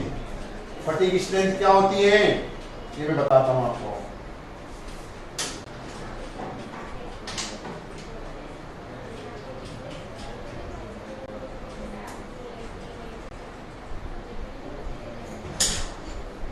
फटीग स्ट्रेंथ, ये स्ट्रिप आपको दिख रही होगी रिफिल। क्लियर? तो रिफिल मतलब क्या है? आपका ये कोई बॉडी है, नंबर ऑफ साइक्लिक लोडिंग पर जब तक वो बॉडी फेल ना हो, आपने इसको बार बार साइक्लिक मतलब रिवर्सिबल लोडिंग भी पढ़ते हो आप इसको। साइक्लिक मतलब ऐसे जा रहा है वापिस, ऐसे आप फोल्ड करते जा रहे हो। तो जब तक फेल ना हो तब तक इसकी जो स्ट्रेंथ बनी रहे ना, वो इसकी फटीग स्ट्रेंथ है। तब तक जो स्ट्रेंथ बनी रहे वो क्या है, इसकी फटीग स्ट्रेंथ। जैसे ये आपकी बॉडी है, इस व्हाइट कलर की जो बॉडी है आपका, इसको अगर आप बार बार बेंड करो तो जब तक ये बेंड होते हुए भी न टूटे, जब तक ये नहीं टूट रही है, जो एक्सट्रीम लिमिट है इसकी, वही इसकी फटीग स्ट्रेंथ कहलाती है। और वो एक्सट्रीम लिमिट जैसे आपने इस बार ऐसा किया है और लास्ट टाइम पर वो ब्रेक हो चुका है, उसको आप पढ़ते हो एंडोरेंस लिमिट। क्या पढ़ते हो आप, एंडोरेंस लिमिट। ये कभी कभी एग्जाम में पूछ सकते हैं कि एंडोरेंस लिमिट क्या हो सकती है और फटीग स्ट्रेंथ क्या होती है, तो ये आपको पता होना चाहिए। फटीग मतलब साइक्लिक लोडिंग को रजिस्टर करने की कैपेसिटी फटीग, और साइक्लिक लोडिंग के कारण जो फेलियर होगा वो फटीग फेलियर। क्लियर है यहां तक? तो ये फायर और फटीग को भी रजिस्टर कर लेता है, फायर और फटीग को भी ये रजिस्टर कर लेता है आपका स्ट्रक्चर। तो ये इसका एडवांटेज। यहां पे क्या लिखा, full section of concrete, concrete section fully utilized because cracking is not developed. Fire fatigue strength, resist fire in fatigue, resisting capacity, resisting capacity मतलब इन दोनों को वो फायर और फटीग को रजिस्ट करता है। क्लियर है? ओके, फिर क्या है आपका,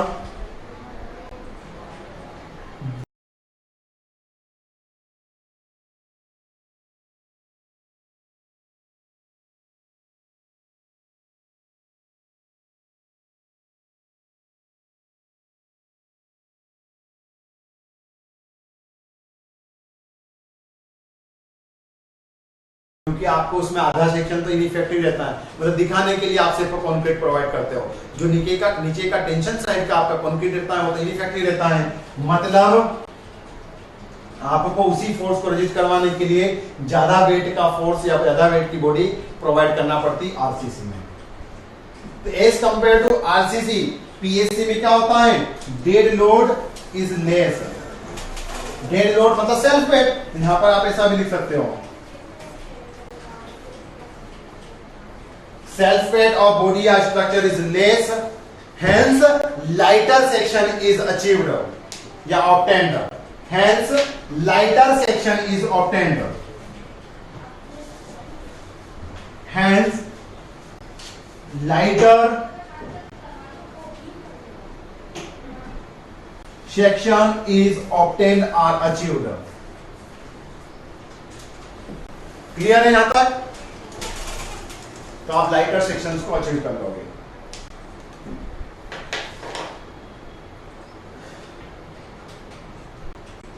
यहां तक क्लियर हो तो आप कमेंट कीजिए। ये थे आपके इसके advantages of pre stress, advantages of pre stress.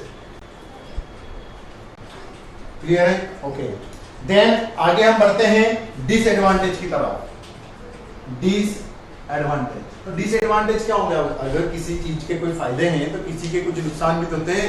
Mobile कितना भी अपने लिए फायदेमंद हो, पर मोबाइल के कुछ हानिकारक प्रभाव भी तो हैं, कुछ हार्मफुल इफेक्ट भी तो हैं।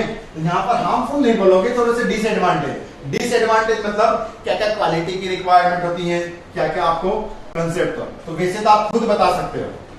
आरसीसी का बीम एक नॉर्मल ठेकेदार जिसने कभी स्कूल कॉलेज तो ठीक, उसने कभी स्कूल नहीं देखा हो, वो भी आपका आरसीसी का बीम, आरसीसी की बिल्डिंग खड़ी करके बता सकता है आपको, और बिल्डिंग बना सकता है, बट वो पीएससी का स्ट्रक्चर खड़ा नहीं कर पाएगा। ओके, मतलब क्या चाहिए आपको, स्किल्ड पर्सन, क्या चाहिए आपको, स्किल्ड पर्सन और स्किल्ड सुपरविजन। और सेकंड क्या रहेगा आपका, इसकी इनिशियल कॉस्ट थोड़ी हाई रहती है। हाई क्यों, हायर ग्रेड का कंक्रीट यूज कर रहे हो, तो हायर ग्रेड का कंक्रीट यूज कर रहे हो मतलब सब कुछ क्या चाहिए, हायर क्वालिटी का। बट इनिशियल क्यों बोल रहा हूं मैं, क्योंकि वही इनिशियल जो कॉस्ट है ना, वो आपका लाइफ टाइम मतलब बहुत ज्यादा समय तक चलने वाली है। एक आप फ्लाईओवर ब्रिज बनाइए तो आपका ऐसा नहीं कि 2 से 4 साल में ब्रेक हो गए। हाँ, जनरली अगर आपने कुछ मिस्टेक कर दिए हैं तो जनरली जल्दी ब्रेक हो जाते हैं, अदरवाइज उनकी लाइफ साइकिल बहुत ज्यादा होती है एक नॉर्मल बिल्डिंग से। तो क्या हुआ, इनिशियल कॉस्ट भले ज्यादा थी उस स्ट्रक्चर की, मतलब लंबे समय तक चला, और उसी की बजाय आप एक नॉर्मल बिल्डिंग को देखिए, किसी छोटे स्ट्रक्चर को देखिए, रोड को देखिए, तो क्या होते हैं 8-8, 10-10 साल में फेल हो जाते हैं। वही रोड 8-10 साल में फेल हो जाता है और उसी रोड पर जो आपका फ्लाईओवर ब्रिज बना है वो आपका 2 या 3 रोड नए रोड को कैरी कर लेता है। क्यों? क्योंकि उसकी इनिशियल कॉस्ट हाई थी, पर उसमें बाकी का क्या था, आपको इतना मेंटेनेंस रिक्वायरमेंट नहीं था, तो मतलब फाइनल कॉस्ट उसकी थोड़ी सी मैनेज हो जाती है। तो इनिशियल कॉस्ट फिर भी आपको क्या करना पड़ेगा, हाई है। तो डिसएडवांटेज में फर्स्ट क्या लिखोगे आप, इसकी इनिशियल कॉस्ट इज हाई, मतलब बनाने की कॉस्ट, क्योंकि हायर ग्रेड का कंक्रीट यूज करना है, हायर स्ट्रेंथ का आपको स्टील यूज करना है। Then skilled supervision are required, skilled पढ़े लिखे लोग चाहिए आपके जैसे, skilled supervision and skilled labour are required. तो आप पढ़े लिखे चाहिए तो उनको फिर पैसा भी ज्यादा देना पड़ेगा, क्लियर है।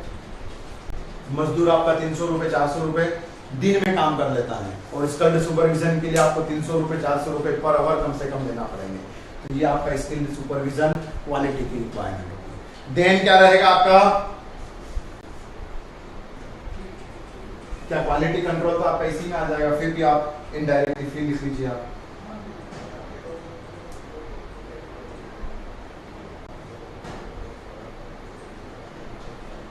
क्या रहेगा,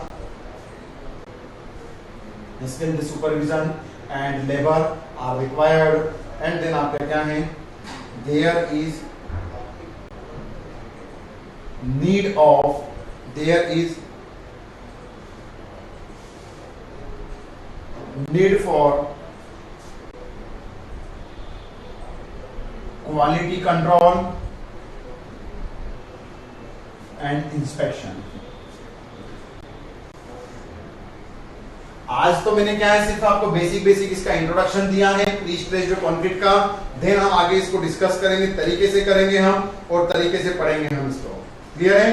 तो इतनी टेंशन लेने की जरूरत नहीं है, आप इजीली इसको पढ़ लोगे और इजीली आपको समझ में भी आ जाएगा, क्लियर है।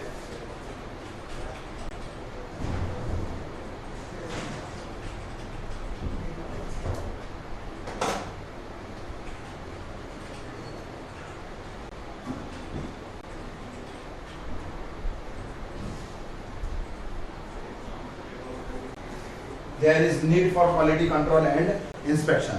ये थे आपके इसके कुछ डिसएडवांटेज और एडवांटेजेस ऑफ प्री स्ट्रेस।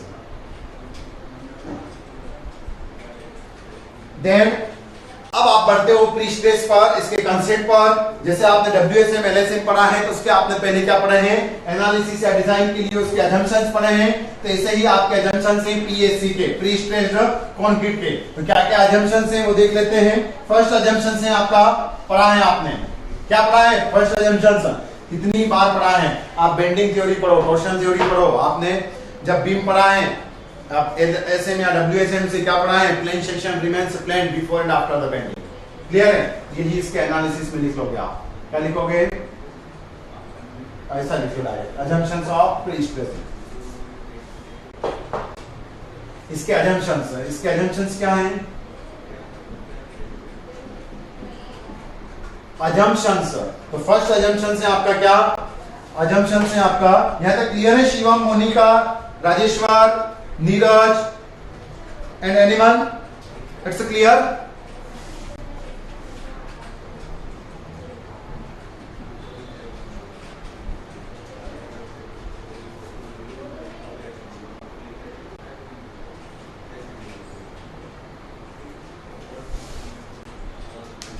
यहां तक क्लियर है।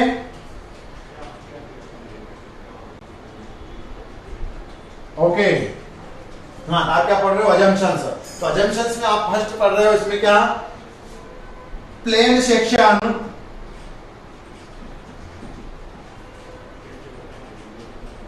आप बताइए प्लेन सेक्शन मतलब क्या होता है।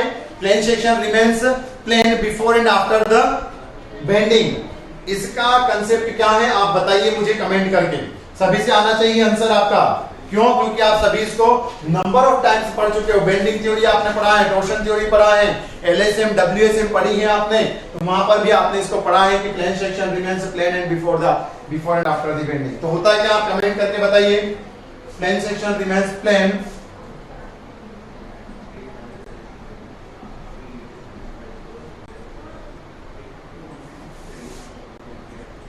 Before and after the bending.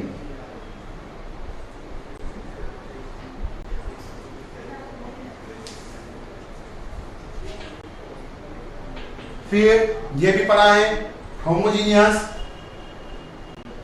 Material should be homogeneous, या जो कंक्रीट है वो आपका कैसा होना चाहिए, कंक्रीट शुड बी होमो मतलब एक जैसा, अगर उसमें कंक्रीट है तो कंक्रीट ही जैसा दिखना चाहिए, उसके जैसा ही बिहेवियर करना चाहिए। इसलिए क्या पढ़ रहे हो, concrete should be homogeneous and elastic. किस नेचर का होना चाहिए आपका, इलास्टिक नेचर का होना चाहिए, उसमें प्लास्टिसिटी नहीं होना चाहिए आपका जंक्शन से। It's clear.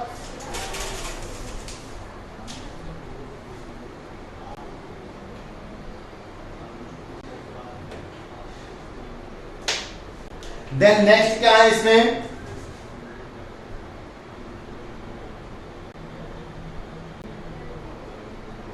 Stresses are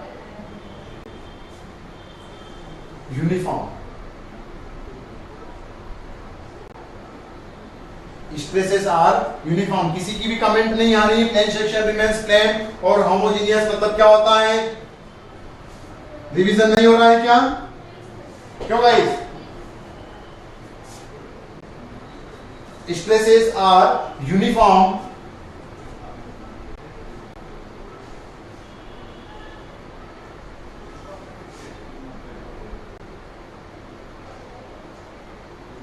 in bar या केबल अलोंग द लेंथ। ये क्वेश्चन जो आपका ब्लैक कलर से लिखा है ना मैंने, ये आपका थोड़ा नया वाला बट सिंपल है। क्या बोल रहा है वो, कि जो आपके स्ट्रेसेस होंगे उस बार में वो यूनिफॉर्म होंगे पूरी केबल में, अलोंग द लेंथ।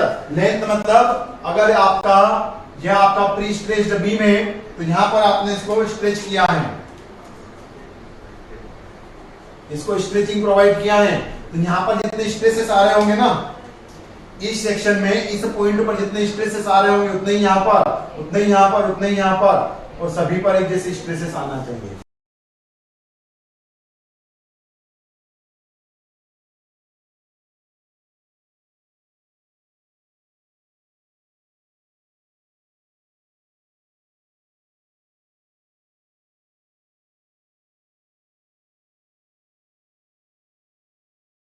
इसने माना है कि वेरिएशन इन स्ट्रेसेस, लिख लीजिए आप, variations in stresses, variations in stresses in steel due to external loading are negligible. जो एक्सटर्नल लोडिंग के कारण स्ट्रेसेस डेवलप होंगे स्टील में, उसको आप निग्लेक्ट मानते हो। It's clear. ओके, देखते हैं क्या लिखा है आपने। सेम प्रॉपर्टी होमोजीनियस मतलब okay, point of neutral axis does not undergo elongations, compressions. Point of neutral axis does not undergo elongations or compressions. किसका, प्लेन सेक्शंस का, not okay. हाँ, that's clear. But plane sections का मतलब क्या होता है guys, देख लेते हैं। ये लिख लिया होगा आपने। फोर्थ पॉइंट क्या है आपका, variation in stresses in steel due to external loading are negligible.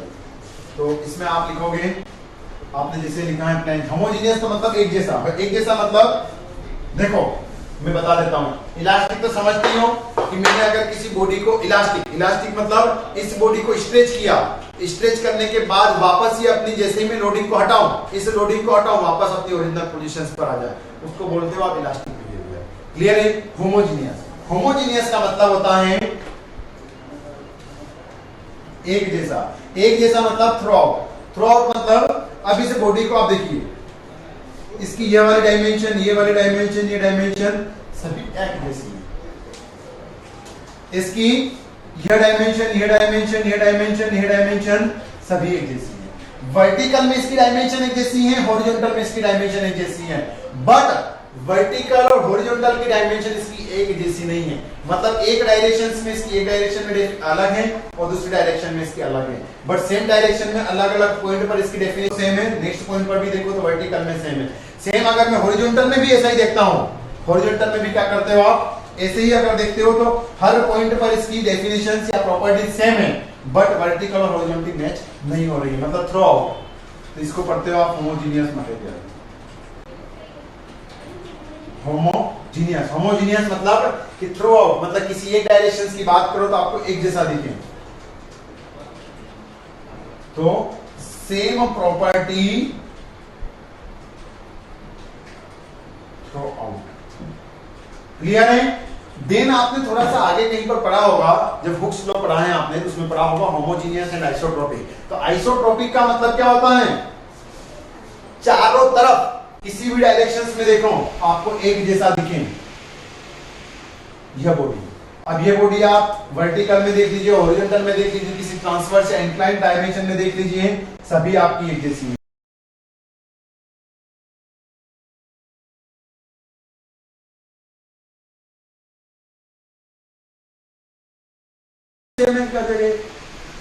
Homogeneous, ये बॉडी क्या कहलाएगी, आइसोट्रोपिक एंड होमोजीनियस। बट ये बॉडी क्या कहलाएगी, होमोजीनियस एंड एनआइसोट्रोपिक। क्या कहलाएगी, एनआइसोट्रोपिक। क्लियर है? तो मतलब ये भी ध्यान में रखना है, कभी कभी एग्जाम में ये भी आता है कि आइसोट्रोपिक बॉडी हमेशा होमोजीनियस होगी, बट ये जरूरी नहीं कि होमोजीनियस बॉडी हमेशा आइसोट्रोपिक होगी। क्लियर है? तो यहां से ये दोनों पॉइंट देख लिए। देन आपने पढ़ा है plain section remains plain before and after the bending. इसको थोड़ा सा देख लेते हैं क्योंकि यही आपके कंसेप्ट हैं और आगे यही पढ़ने रहते हैं आपको नंबर ऑफ टाइम्स। वैसे सर ने आपको आरसीसी में भी पढ़ाया है, स्टील में भी पढ़ा है आपने, और सोम में भी पढ़ा है। फिर भी देख लीजिए आप,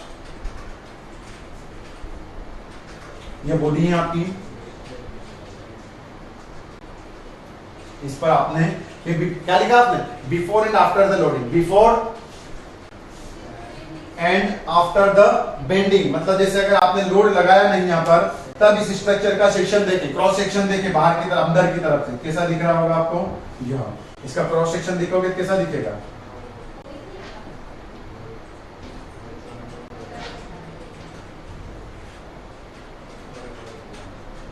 तो ये ऐसा सेक्शन दिखेगा आपको, किसे, बिफोर द बेंडिंग। देन आपने क्या किया, इस बॉडी पर लोड अप्लाई कर दिया, मतलब बेंडिंग, ये बेंडिंग डेवलप होगी। क्लियर है? अब इस बेंडिंग के कारण भी आपने क्या बोला है कि प्लेन सेक्शन, मतलब ये बेंडिंग हो चुकी है ना, इसके बाद भी जब मैं इसको कट करके देखूं सेक्शंस को, तो इस कट करके देखूं ना, तो मुझे सामने से फिर ऐसे ही एकदम प्लेन दिखना चाहिए। ये स्ट्रक्चर आपको ऐसा ही प्लेन दिखना चाहिए, ऐसी वार्पिंग नहीं होना चाहिए, ऐसी वार्पिंग नहीं होना चाहिए। इसको पढ़ते हो आप वार्पिंग। क्या पढ़ते हो गाइस, वार्पिंग। तो वार्पिंग नॉट अलाउड, इस वार्पिंग को आप अलाउ नहीं करोगे। तो इसने क्या बोला है कि मेरा जब मैं अजम्पशंस क्या है, बिफोर एंड आफ्टर, यहां पर क्या है आपका, after the bending, after the bending और बिफोर द बेंडिंग, दोनों सेक्शंस आपके एक जैसे दिखना चाहिए कट होने के बाद। यहां पर क्लियर है आपको यह इतना अजम्पशंस। देन हम आगे बढ़ते हैं, तो ये थे आपके अजम्पशंस ऑफ प्री-स्ट्रेसिंग।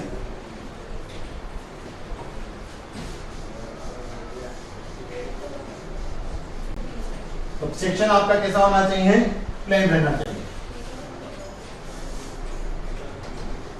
जैसे यह बॉडी है आपका,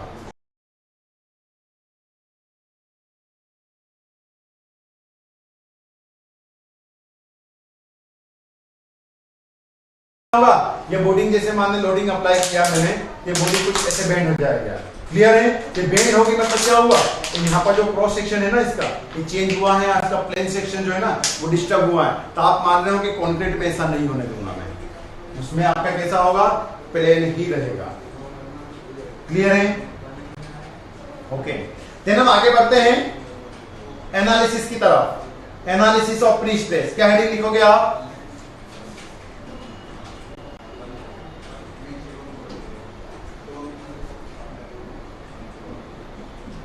analysis of pre stress, analysis of pre stress. Clear है? तो इसमें आप लिखिए, in analysis of pre stress we calculate in the member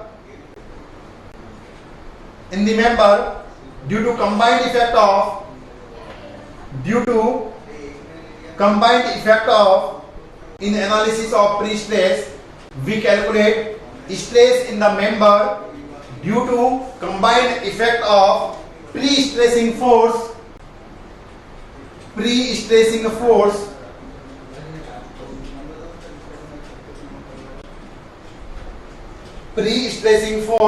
PSF, comma its eccentricity with pre-stressing force, its eccentricity with considering the external loading, मतलब eccentricity के कारण क्या loading में डेवलप आएगा, क्या स्ट्रेसेस डेवलप होंगे, वो कंसीडर करना है। It's eccentricity with considering the external loading and find out the stresses and check that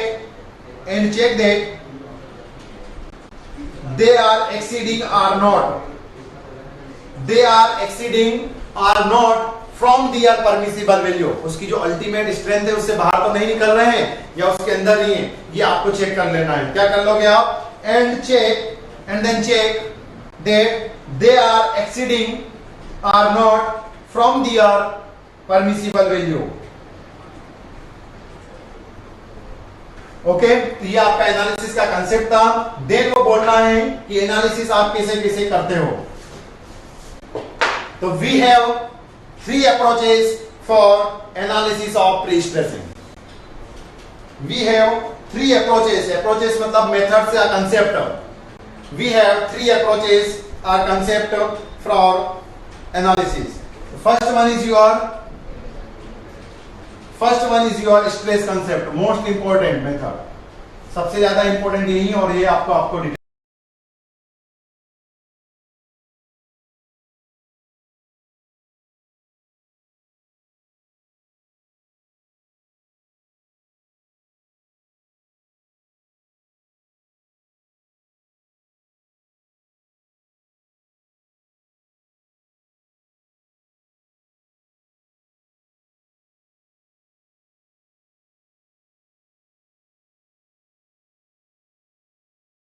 concept,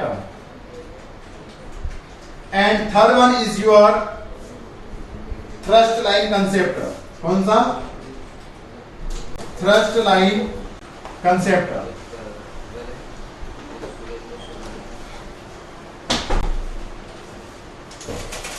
thrust line concept, okay, इसी को आप PQ लाइन कंसेप्ट भी पढ़ते हो। Stress concept, load balancing concept and thrust line concept. Clear है यहां तक?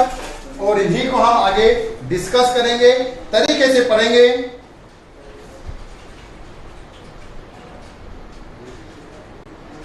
Clear है? तो इनको हम नेक्स्ट क्लास में कंसीडर करेंगे स्ट्रेस कंसेप्ट से, कि स्ट्रेस कंसेप्ट होता क्या है और क्या मेथड्स हैं आपका। तो अभी तक आपको कोई डाउट हो तो आप बताइए और आप पूछ सकते हो। अभी तक जितना क्लियर हो तो थम्स अप कीजिए, कोई डाउट हो तो आप पूछ सकते हो। साथ ही साथ अगर आपको आरसीसी से, सोम से रिलेटेड भी कोई डाउट हो